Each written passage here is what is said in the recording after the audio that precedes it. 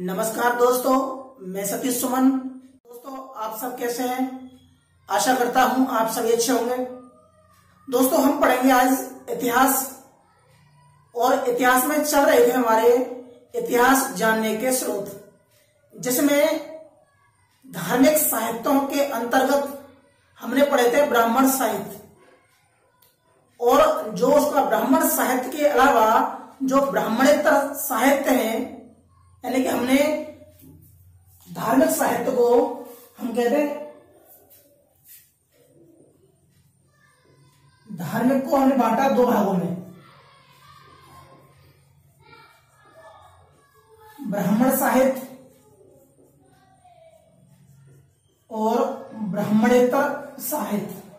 ठीक है, पिछली वीडियो में हमने ब्राह्मण साहित्य करा चुके हैं। आज हम पढ़ाएंगे ब्राह्मणेतर साहित्य, जिसमें बौद्ध साहित्य और जैन साहित्य की चर्चा करेंगे। तो आज करेंगे हम बौद्ध साहित्य पर चर्चा। ठीक है दोस्तों,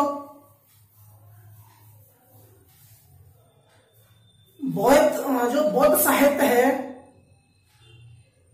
इनकी रचना हुई थी सबसे पहले जो त्रिपिटक है। हम बौद्ध साहित्य को तीन भागों में बांटते हैं।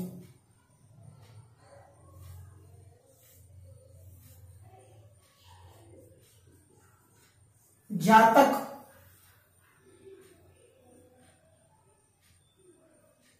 इसके अलावा त्रिपिटक और निकाय। ठीक है, सबसे पहले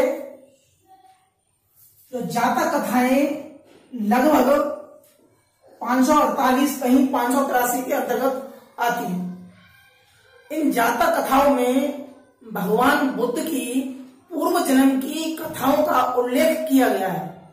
हालांकि ये कथाएं सारी काल्पनिक हैं, लेकिन इतिहास जानने के दृष्टिकोण से हम इसमें सामाजिक साहित्य के अंतर्गत हम इसमें देख सकते हैं उस समय तत्कालीन समाज में कैसा समाज चल रहा था। तो ठीक है, तो जातक कथाएं क्या है, वो हालांकि काल्पनिक हैं, लेकिन भगवान बुद्ध की पूर्व जन्म की कथाओं पर आधारित है। जबकि भगवान बुद्ध पूर्व जन्म को नहीं मानते। संख्या कितनी है इनकी? लगभग 548, कहीं 550 और कहीं 583 भी दी गई है। त्रिपिटक,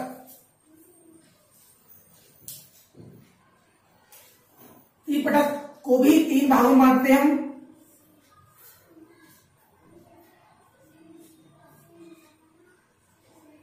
पहला है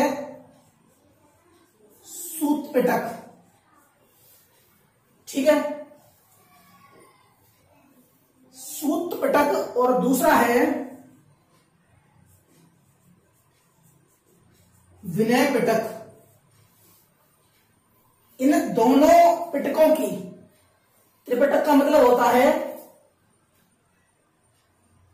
पिटारा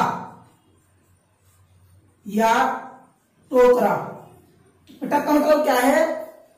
टोकरा या पिटारा। ये क्या है? बौद्ध साहित्य का पिटारा यानी कि टोकरा है। जो सूत पिटक और विनय पिटक की रचना हुई, तो ये हुई थी 483 में। क्यों? 483 में भगवान बुद्ध का परिनिर्वाण हुआ था कुशीनगर में, जो कि देवरिया के पास में है। उनके महापरिनिर्वाण के बाद जो उस समय का तत्कालीन सम्राट है अजातशत्रु, उसने पहली बौद्ध संगीति करवाई।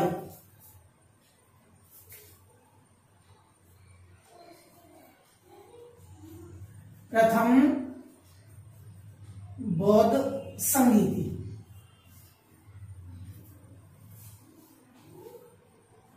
और जिसका के अध्यक्ष था महाकश्यप। कहां कराई थी?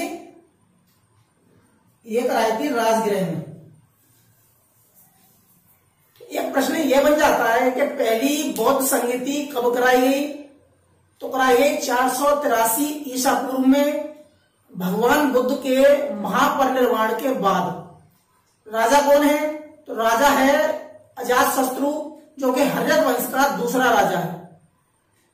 इसके बाद अगर प्रश्न आता है कि इस पहली बौद्ध संगीति का अध्यक्षता किसने की, तो है महाकश्यप ने की। महाकश्यप की अध्यक्षता में पहली बौद्ध संगीति 483 में हुई और अजातशत्रु के संरक्षक में हुई। कहां पर हुई, तो राजगृह में हुई। तो उस समय दोनों पिटकों की रचना की गई थी। पहली बौद्ध संगीति के दौरान सूत्र पिटक और विनय पिटक की रचना की गई थी।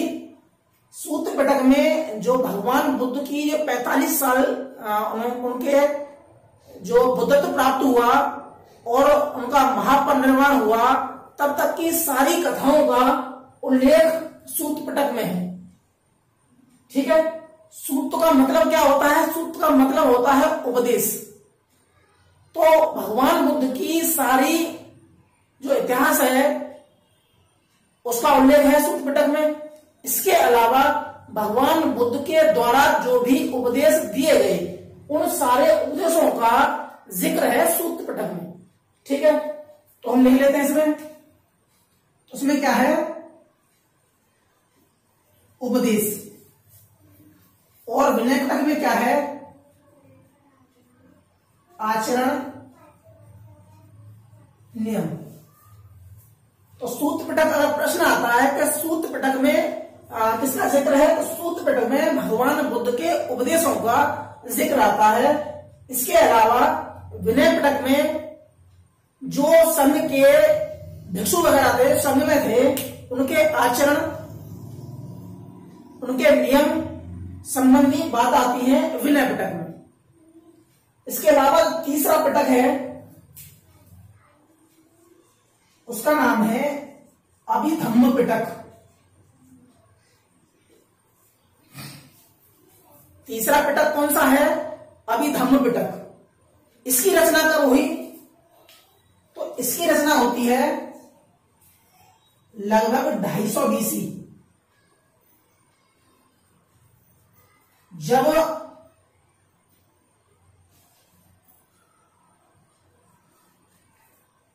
तृतीय बौद्ध संगीति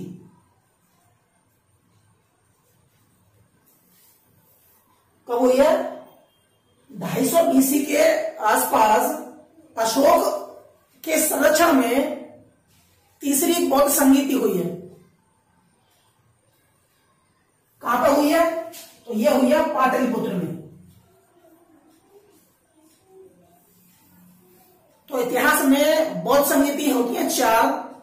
पहली कहलाता है अजातशत्रु राजगृह में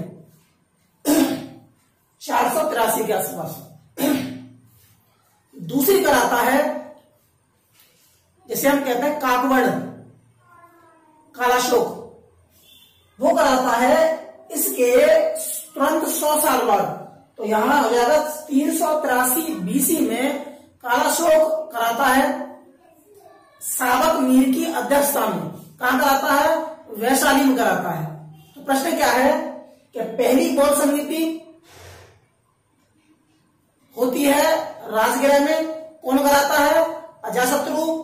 अध्यक्ष कौन है, महाकश्यप। कब है, 483 BC में। दूसरी बौद्ध संगीति होती है वैशाली में। राजा कौन है, राजा है जिसे काकवर्ण कहते हैं, कालाशोक। अध्यक्ष कौन है, सावक मीर।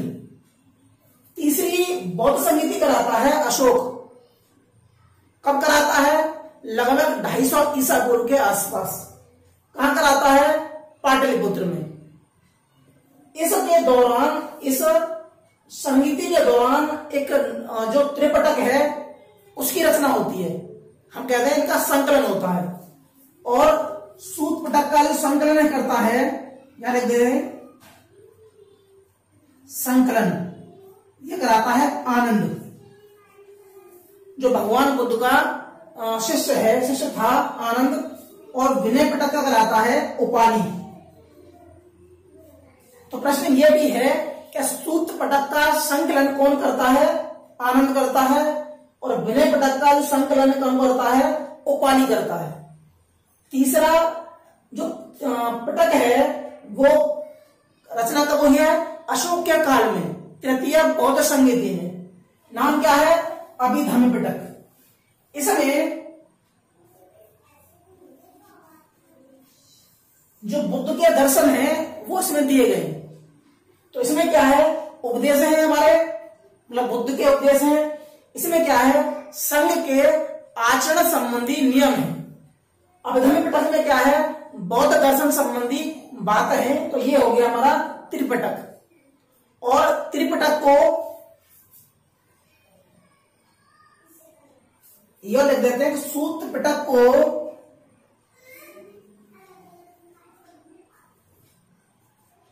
बौद्ध साहित्य का विश्वकोश कहा जाता है, इंसाइक्लोपीडिया ऑफ बुद्धिज्म। ठीक है, तो कौन है इंसाइक्लोपीडिया? सूत्र पिटक, क्योंकि उसमें सारा इतिहास है बुद्ध का, बौद्ध साहित्य का। ठीक है, तो ये है त्रिपिटक। बौद्ध साहित्य के अंतर्गत त्रिपिटक का महत्वपूर्ण योगदान है, बहुत ही महत्वपूर्ण है त्रिपिटक। अब आते हैं निकाय।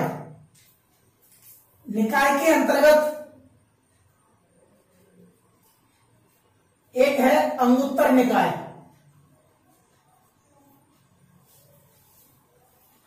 अंगुत्तर निकाय का नाम आते ही दिमाग में सिर्फ ये बात याद आती है कि अंगुत्तर निकाय में जो 16 महाजनपद का सबसे पहले जिक्र किया गया है वो जिक्र किया गया है अंगुत्तर निकाय में। इसके अलावा 16 महाजनपद का जिक्र है भगवत सूत्र में और पुराणों में भी। हालांकि पुराणों का जो जिक्र है वो काल्पनिक माना जाता है। अगर आपको सही जानकारी इतिहासों के द्वारा, इतिहासकारों के द्वारा जो 16 महाजनपद के बारे में पढ़नी है तो वो है अंगुत्तर निकाय। दूसरा कौन सा है? भगवती सूत्र, जो जैन धर्म का साहित्य है। तो पढ़ेंगे हम अंगुत्तर निकाय। तो अंगुत्तर निकाय में क्या है? 16 महाजनपद का उल्लेख किया गया है। तो हो गया हमारे, इसमें एक खुद्दक निकाय भी है। निकाय के अंदर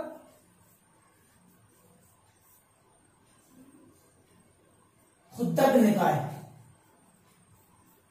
तो ये हो गए बौद्ध साहित्य के अंतर्गत जातक कथाएं, त्रिपिटक और निकाय। अब पढ़ने इनके अलावा कौन कौन से बौद्ध साहित्य हैं?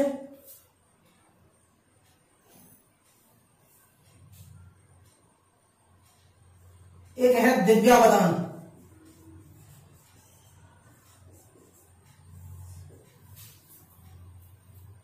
दिव्यावदान, और इसमें मौर्य संबंधी, मौर्य जो सम्राट हैं, सभी मौर्य जो 10 मौर्य सम्राट हैं, इसके अलावा शुंग वंश के जो राजा हैं, पुष्यमित्र, शुंग आदि, उनका जिक्र किया गया है दिव्यावदान में। ठीक,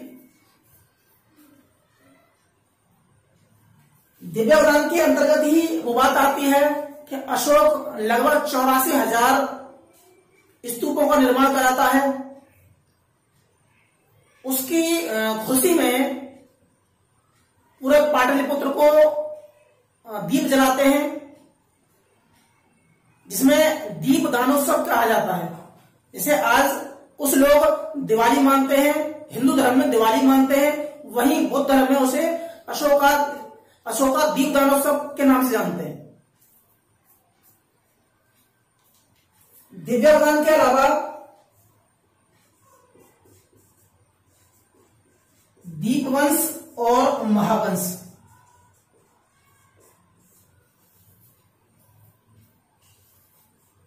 दीपवंश और महावंश में श्रीलंका से संबंधित जो इतिहास है उनका वर्णन किया गया है दीपवंश और महावंश में। दोनों जो साहित्य हैं पाली भाषा में लिखे गए हैं। श्रीलंका का वर्णन के अलावा इसमें मौर्य सम्राटों का भी जिक्र किया गया है। इसके बाद आता है मिलिंद पन्नु।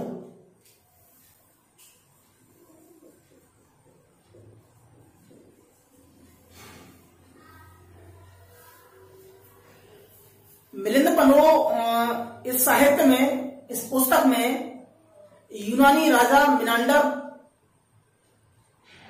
और जो बौद्ध भिक्षु नागसेन का संवाद दिया गया है इसमें मिलिंद पन्नू में, जो संभवतः कनिष्क के आसपास साहित्य है। इसमें एक है मंजूश्री मूलकल्प, इसमें गुप्त सम्राटों का वर्णन दिया गया है, बहुत जो बुद्ध दृष्टिकोण के अंतर्गत दिया गया है। तो एक बार दोबारा देख लेते हैं। बौद्ध साहित्य के अंतर्गत हम 3 भागों में बांटते हैं साहित्य को, जातक, त्रिपिटक और निकाय।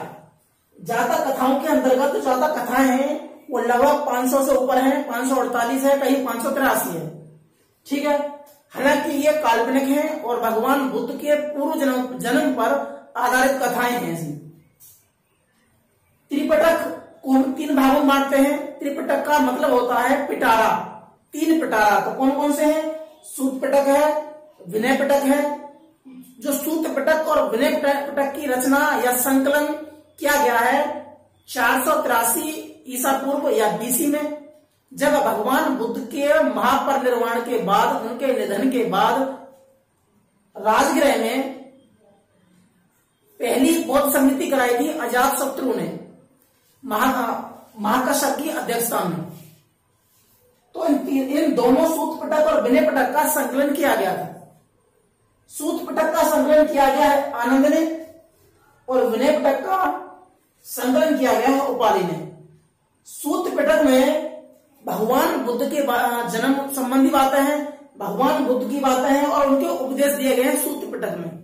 विनय पिटक में जो संघ के लोग हैं, संघ में जो शामिल हो जाते हैं, उनके आचरण संबंधी नियम दिए गए हैं विनय पिटक में। तीसरा जो पिटक है अभिधम्म पिटक, इसका संकलन किया गया है जब 250 ईसा पूर्व में सम्राट अशोक ने तीसरी बौद्ध समिति कराई थी पाटलिपुत्र में। तो उस समय अभिधम्म पिटक का संकलन किया गया, यानी कि उसकी रचना की गई। और ये अभिधम्म पिटक किस पर आधारित है? दर्शन, बौद्ध दर्शन पर आधारित है अभिधम्म पिटक। इसके अलावा तो निकाय है, मुख्य रूप से अंगुत्तर निकाय और खुद्दक निकाय। हालांकि सूत निकाय भी है इसमें, लेकिन जो मुख्य रूप से है अंगुत्तर निकाय, जिसमें 16 महाजनपद का वर्णन किया गया है सबसे पहले। ठीक है, इसके अलावा दिव्यावदान है। दिव्यावदान में दिया गया है कि अशोक के अलावा जो सारे जो मौर्य सम्राट हैं सबका जिक्र किया गया है। इसके अलावा जो सुंग वंश आता है, सुंग वंश में सिर्फ एक राजा, यानी कि सबसे पहला राजा है पुष्यमित्र सुंग का भी जिक्र किया गया है दिव्यावदान में। बौद्ध विहारों का निर्माण किया गया था, उसका जिक्र है दिव्यावदान में। अगले साहित्य है दीपवंश और महावंश। यह दोनों ग्रंथ श्रीलंका के इतिहास पर आधारित हैं, श्रीलंका के और पाली भाषा में लिखे गए हैं। इनके अलावा एक है मिलिंद पन्नू। मिलिंद पन्नू संवाद है इसमें, किताब में मिलिंद पन्नू नामक किताब में संवाद किसका है? यूनानी शासक मिनांडर का और बौद्ध भिक्षु नागसेन का। एक किताब है मंजूश्री मूलकल्प, जो गुप्त सम्राटों के इतिहास पर आधारित है, लेकिन बौद्ध दृष्टिकोण से लिखी गई है, इसलिए बौद्ध ग्रंथ में शामिल किया गया है मंजूश्री कल्प को। इसके अलावा एक है ललित विस्तार।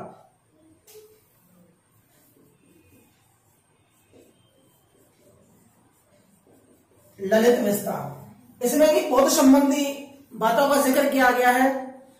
भगवान बुद्ध की जो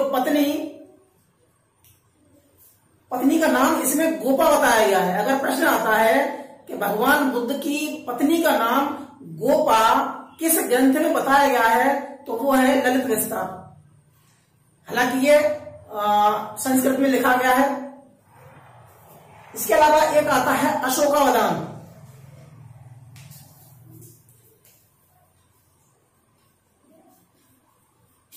अशोकावदान इस ग्रंथ में जिक्र है जब बिंदुसार ने तक्षशिला में जब विद्रोह हुआ था तो सबसे पहले अशोक को भेजा था।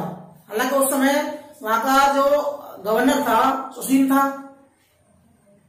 लेकिन उसके सुसीन के विरुद्ध विद्रोह कर देती है वहां की जनता तक्षशिला की। तो उस विद्रोह को दबाने के लिए अशोक को भेजा गया था, तो उसका जिक्र किया गया है अशोकावदान में। ठीक है दोस्तों, तो ये थे हमारे बौद्ध साहित्य। तो आज की वीडियो में सिर्फ इतना ही। अगली वीडियो में पढ़ेंगे हम जैन साहित्य। ठीक है दोस्तों, मिलते हैं हम अगली वीडियो में। तब तक के लिए जय हिंद, जय भारत।